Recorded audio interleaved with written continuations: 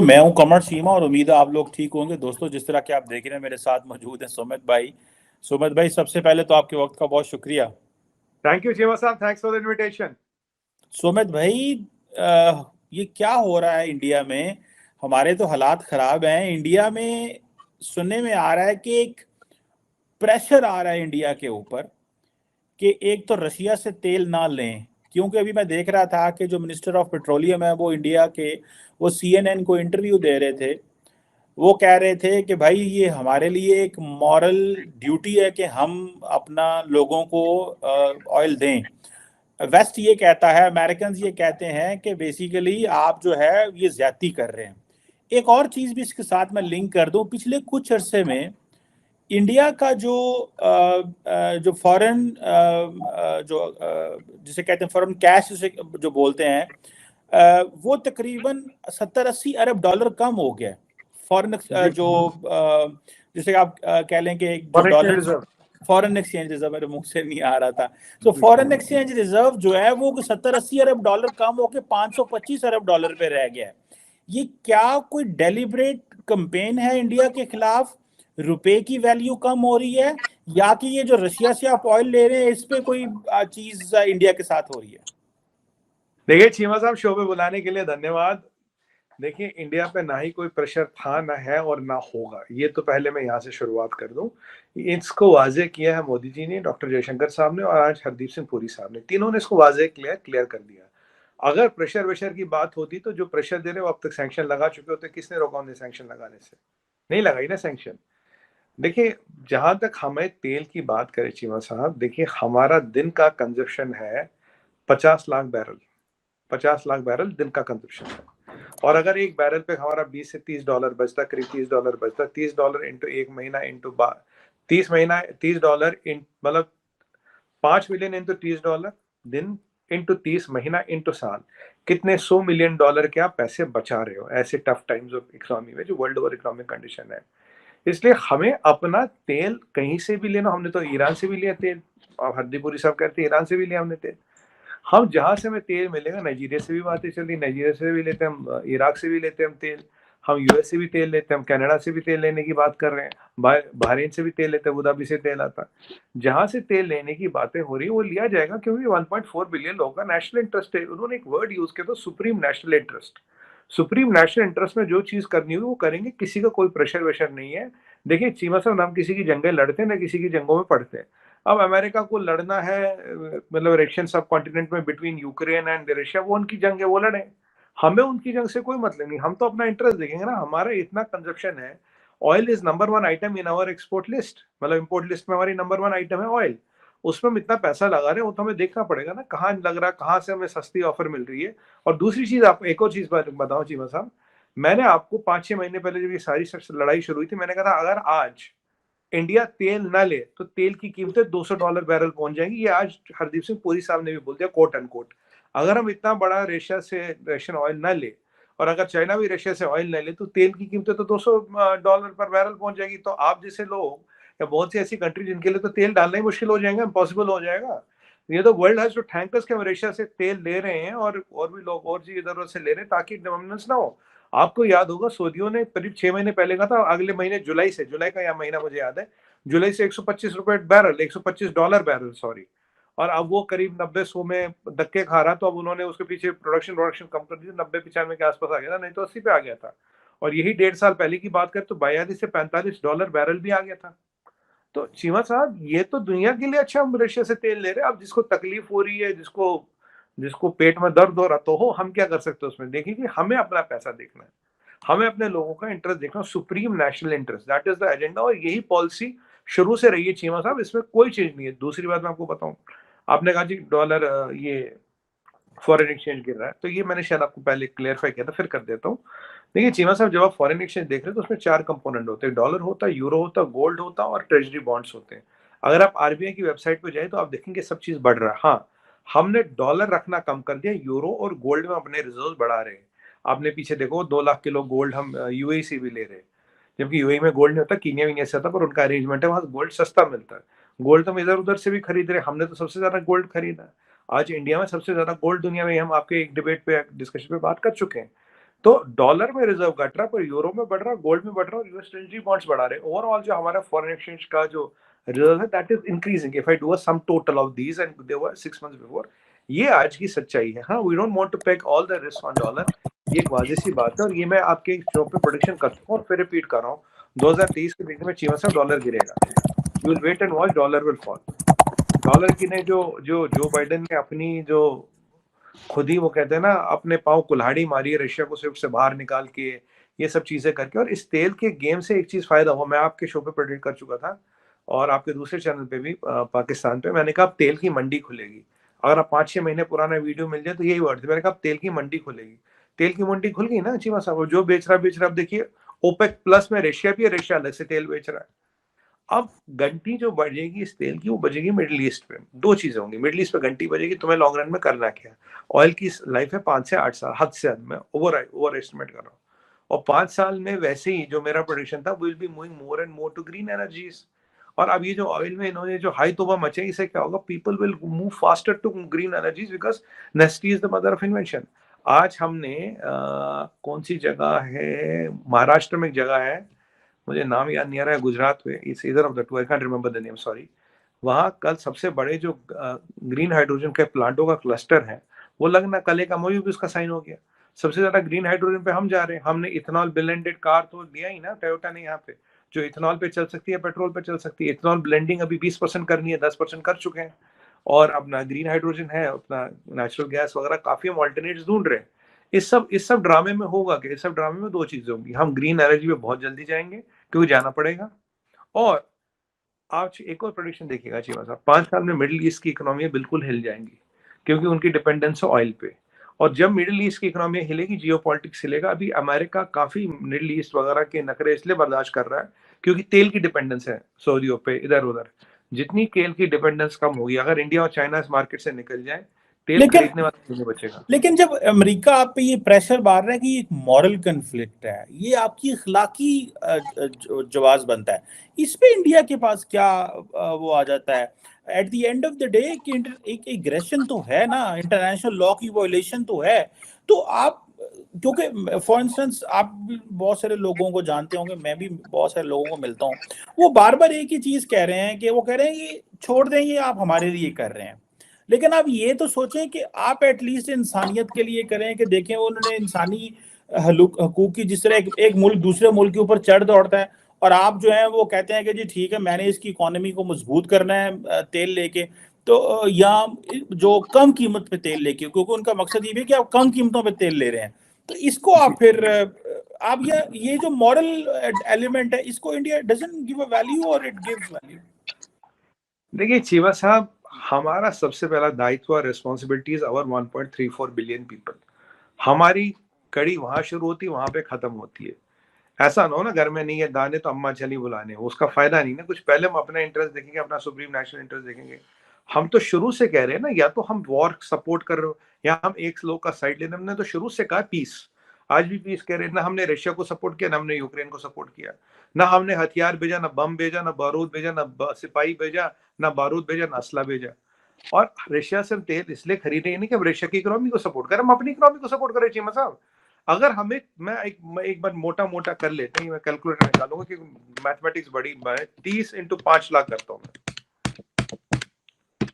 ये करीब करीब $150 मिलियन तो साल महीने का हो गया। 150 मिलियन इंटू मैं करता हूँ 12, तो करीब करीब साल में 1.8 बिलियन, मतलब करीब करीब $15 मिलियन, करीब करीब आप कैलकुलेट नहीं कर पा रहा हूँ अभी। अगर हम $30 में 50 को करेंगे, 50 लाख को, तो करीब करीब 150, करीब करीब $150 मिलियन, $150 मिलियन इंटू 12।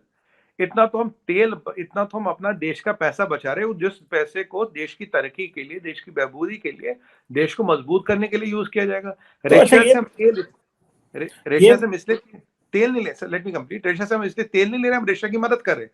रशिया हमें सस्ता दे रहा है उसलिए, कल सऊदी आ जाए उससे सस्ता दे, हम सऊदियों से ले लेंगे।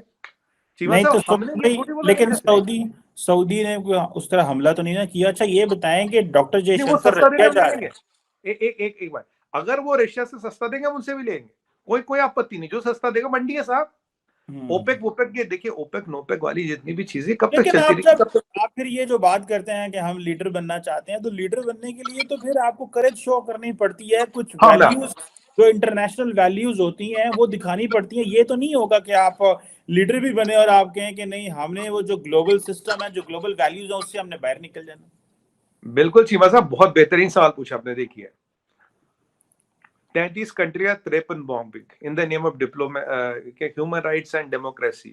Few million people dead. ये आपका यूनाइटेड स्टेट्स ऑफ अमेरिका, ये आंकड़ा मेरा नहीं है, पब्लिक फोरम में। गुantanamo बे में क्या होता है सबको पता है। ये आपको दूसरा चाइना उग्रों के साथ क्या हो रहा है आपको ही पता, मुझे भी पता, ठीक है। अब एक बात बताइए, अमेरिका वर्ल्ड लीडर है, सुपर पावर है, कोई बड़ी बात नहीं। सबसे बड़ा धोखा हुआ था रशिया के साथ वर्ल्ड वॉर 2 में, सबसे ज्यादा रशियंस मारे गए थे, करेक्ट। एक वॉर्सो पैक्ट भी किया गया था, ऐसे नहीं हुआ। हिटलर ने जो गैस चैम्बर्स में किया, जो हमारे साथ बंगाल फेमिन में हुआ, काफी सारी चीजें होती हैं। पर एक बात बताइए, वर्ल्ड लीडर वो होता जो अपनी एक पोजीशन ले पाता, जो टाइड के साथ नहीं बहता। जो टाइड के साथ बह गया वो वर्ल्ड लीडर काहे का। If you flow with the tide you are not a world leader. ये देखिए यूके बह गया, फ्रांस बह गया, जर्मनी बह गई। आप जर्मन के कल प्रेसिडेंट ने खुद बोला we are heading for headwinds for next few years. अब यूके में क्या हालत है आप देख ही रहे हो। जब आप किसी की लड़ाई घर पे ले आते हो, पाकिस्तान की तरफ किसी की लड़ाई घर पे ले आते हो और किसी की लड़ाई में फंस जाते हो, तो यही होता है। हमने तो शुरू में बोला ना पीस कर लो। आज भी जो पीस की मीडिएशन की बात हो रही है इंडिया को लेके ही हो रही है। पीस की मीडिएशन अगर आज कोई कर सकता तो इंडिया ही कर सकता, और किसी की औकात नहीं है, किसी की इतनी क्रेडिबिलिटी नहीं है जी मजाक।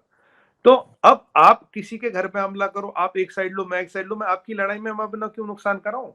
बट हाँ मैं लीडर हूँ, मेरी औकात है, मैं अपना एक इंडिपेंडेंट स्टैंड ले सकता हूँ और खुल के बोलता हूँ। मैं तो ये आपके चैनल के थ्रू मुझे जानते हैं, सऊदी में काफी लोग देखते हो, मैं तो उनको कहूंगा, अपील करूंगा, सर आप हमें रशिया से सस्ता तेल दे दें, हम आपसे ले लेंगे। If we are not helping Russia to win the war because they are giving us, we are saving billions of dollars, sir, over a period of 1 year. We are saving billions of dollars. Russia हमारा number 4 कोल supplier बन गया। यही हम financial year 22 की बात करें, जो 31 मार्च अभी को खत्म हुआ, उसमें तो 0.2% ऑयल लेते थे हम रशिया से। अगर रशिया को मजबूत करना होता तो शुरू से तेल लेते ना। भाई रशिया हमें सस्ता दे रहा, billions of dollars millions of dollars हमारे बच रहे हैं, तो चीमा साहब बिल्कुल लेंगे, लेना भी चाहिए। और अगर यहाँ अमेरिका हो या कोई और, वो भी लेगा। अब एक बार बताइए, जब पीछे चाइना के साथ गलवान में हमारा इंसिडेंट हुआ, तो रशिया ने हमें आगे 10,000 का आर्म्स एम्यूनिशन का सपोर्ट दिया। रशिया ने हमारी हर मदद की। तो अगर वो, और प्रिंसिपल चीज हम बोल रहे हैं, रशिया से तेल खरीदने की बात नहीं है, रशिया से किस कीमत पे तेल खरीदने की बात है। और जितना हम तेल खरीदते उससे ज्यादा तो यूरोप हफ्ते में खरीदता है। जिस दिन यूरोप अपना नलका बंद कर देगा और जिस दिन अगर हमें रशिया से सस्ता सप्लायर मिल गया, तब बात करेंगे। देखिए अच्छा चीमा साहब सुमित सच भाई, बताऊं, ये सुमित सच भाई बताऊं, जी जी। जी मैं बता रहा हूं, अब भी तेल में मोनोपोली है। अगर तेल में मोनोपोली ना हो तो ओपेक प्लस ने 2 मिलियन बैरल पर डे घटाने की बात क्यों की। वो प्राइस बढ़ाना नहीं चाहते। जब उनके उनके उनके कटोरे में, उनकी तिजोरी में पैसा जा रहा, वो जी वो बड़ा सवाब है, वो बड़ा हलाल का। जब हम अपने पैसे बचाने की कोशिश करें जी वो हराम है, वो दुनिया में उससे ये चीजें हिल रही है, वो चीजें हिल रही है। यार ना हमने लड़ाई शुरू की, ना हमने हथियार भेजा, असला भेजा, बारूद भेजा। जिसकी लड़ाई वो जाने, जिसने किया वो जाने, जो जिसके साइड वो जाने। हम तो मार्केट में बैठे, जो सस्ता माल भेजेगा उससे लेंगे सर। बिल्कुल ठीक है। अच्छा सुमित भाई, डॉक्टर जयशंकर की अमेरिकन फॉरेन मिनिस्टर से भी टेलीफोनिक कन्वर्सेशन हुई और डॉक्टर जयशंकर जा रहे हैं 8 नवंबर को रशिया। तो क्या कोई अमेरिका का पैगाम ले जा रहे हैं, कोई मीडिएशन करा रहे हैं जो अमेरिकन, जो भारत करा रहा है, या कि सिर्फ मजीद सस्ता तेल लेने जा रहे हैं? देखिए चीमा साहब, देखिए मुझ जैसे छोटे आदमी को गवर्नमेंट में क्या हो रहा है ये पता हो नहीं सकता, बट हाँ एक मैं एनालिसिस बता सकता हूँ, एक आइडिया, मतलब जस्ट एन पता है आइडिया। आपको सब होता है सुमित भाई, ये तो फिर आप ऊपर से वो अंदर की बातें आपके पास होती हैं सारी। नहीं नहीं चीमा साहब, ऐसा कुछ नहीं है, मैं आपको एक एनालिसिस बताओ। देखिए अभी डॉक्टर आफ्टर अभी राजनाथ सिंह जी की भी बात हुई, वहाँ के डिफेंस मिनिस्टर के साथ रशिया के बात हुई है। अभी जो मेन मसला दुनिया में जो फंस रहा है, देखिए रशिया के साथ हमारी काफी चीजें चलती रहती है और हम काफी चीजों में काम कर रहे हैं। एक रशिया के साथ आपने देखा होगा, एक क्रेलालिन, या I can not pronounce the Russian name properly, एक ऑयल फील्ड में हमने $300 मिलियन लगाए थे। अब तक 1.7 बिलियन का हम उससे फायदा ले चुके हैं।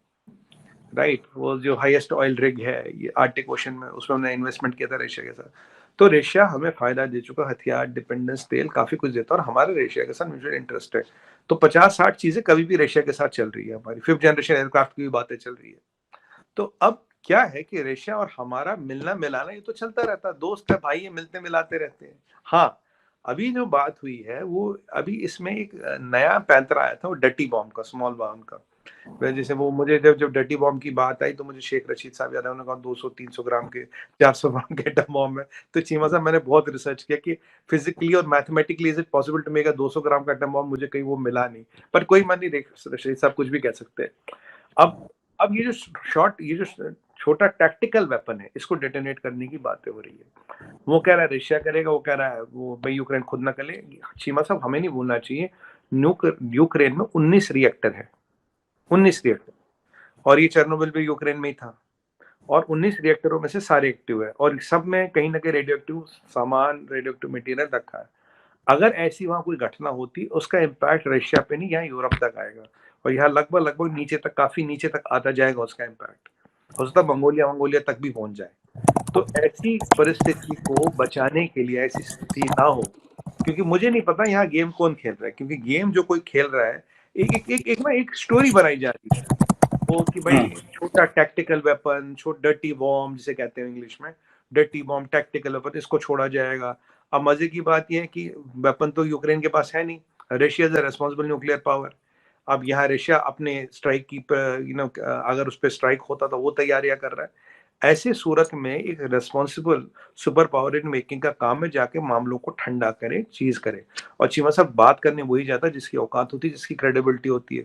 अब मैं आपको बताऊं विद ड्यू रिस्पेक्ट्स, अगर आज इमरान खान या शरीफ साहब बात करने जाए, कोई बात करेगा? नहीं करेगा। आज इवन कमला हैरिस बात करने जाए, नहीं करेगा। मैक्रोन जाए तब भी नहीं करेगा। बट अगर हम जाएंगे तो बात ये भी सुनेंगे, ये भी सुनेंगे। बात वो है कि अभी इस आग को कौन बुझा सकता है, who can prevent a nuclear kind of a situation. वैसे ही जो बाइडेन साहब ने तो कुछ इतना कुछ हो चुका है, इंडिया ने क्या किया? आप कह रहे हैं कि हम जा रहे हैं, मतलब ये जो आप बातें कह रहे हैं कि आप जा रहे हैं, आपकी बात सुने, आपने क्या ऐसा किया है अभी तक पिछले 7 महीने की जंग में स्वायत्त तेल लेने के, कि आप ये कह सकते हैं कि आपकी बात सुनेगा रशिया? शिवा साहब, हमने एक अपना डॉक्ट्रिन ऑफ पीस चलाया, हमने एक डॉक्ट्रिन ऑफ डिप्लोमेसी चलाया, हमने एक डॉक्ट्रिन ऑफ डेस्केलेशन चला। वो तो सब मानते हैं। आप देखिए, आप तो जानती होंगे चीमा साहब, नजर आपकी हर चीज पे रहती है। अभी यूके और फ्रांस नहीं कह रहा भैया नेटो में मतलब यूक्रेन को। यूक्रेन ने आज तक नेटो का लॉलीपॉप उसके हाथ में दिया, कुछ नहीं हुआ। वैसे मैंने देखा ज़ेलेंस्की ना काफी तक वो लाइटें वाइटें लगवा के फोटो वोटो खिंचवाता अपना, वो टी शर्ट मिलिट्री की टी शर्ट लगा के फोटो खिंचवाता है। बट सच्चाई ये है, अगर दुनिया में अभी पीस की कोई बात करो, मोदी जी कर रहे हैं, अभी तो फ्रेंच प्रेसिडेंट ने भी कहा it's the time of peace. अभी सीएनएन के इंटरव्यू में भी है it's the time for peace. ये जो पीस का डॉक्टरेट देना है, that peace is only sustainable, ये तो मोदी जी ने दिया। ये तो हमारी डिप्लोमेसी है। हम तो दुनिया से ये भी अपील करें भैया आप वहां पे हथियार बेचना बंद कर दो, लड़ाई एक हफ्ते में रुक जाएगी। ज़ेलेंस्की एक बयान दे दे 10 साल तक मैं नेटो में नहीं आएगा, हथियार लड़ाई कल रुक जाएगी। पर देखिए चीमा साहब, सच्चाई ये, अब व्लादिमीर ज़ेलेंस्की मरे या व्लादिमीर पुतिन मरे, अमेरिकनों का काम हो रहा, उन्हें कोई फर्क नहीं पड़ता। ये तुम मरो ये मरो, काम हो रहा उनका। और अब उन्हें कहा ये कि रशिया को वीकेंड करना, फिर चाइना पर नंबर लगाएंगे। गेम प्लान तो ये है, क्योंकि 2 साल बाद जब नेशनल स्ट्रेटजी डॉक्यूमेंट बनता उसमें चाइना आता, 2 साल तक वो हाइबरनेशन में तो थे नहीं। अब ये सारी बड़े गेमें हो रही है। आप जानते हो डीप स्टेट भी है, आप जानते हो जो बाइडेन के बेटे का काफी इंटरेस्ट दो जगहों में है। हंटर बाइडेन का एक उसका बिजनेस इंटरेस्ट यूक्रेन में है, एक उसके बिजनेस इंटरेस्ट चाइना में है। और यूक्रेन में लड़ाई चल रही, चाइना 2 साल लगे हमें समझने में कि China is the enemy number 1। पर हंटर बाइडेन का कोई जो इंटरेस्ट है ना रशिया में है ना ही इंडिया में है। ये क्यों? अगर लेजिटिमेट बिजनेस हो तो इंडिया में भी उसका ट्रम्प साहब की बिजनेस है, यहाँ पे लेजिटिमेट बिजनेस है, मेरे घर के साथ ही बन रहा ट्रम्प टावर, अच्छी बात है। तो मतलब कहने की बात ये चीमा साहब, there is a concept called deep state also. अभी ट्विटर में आप जाएं, इधर जाएं, काफी चीजें दुनिया में हो रही जो लोग फैला रहे हैं। हम तो पीस की बात करते हैं, वीट सप्लाई की बात करते हैं, दवाई की बात करते हैं।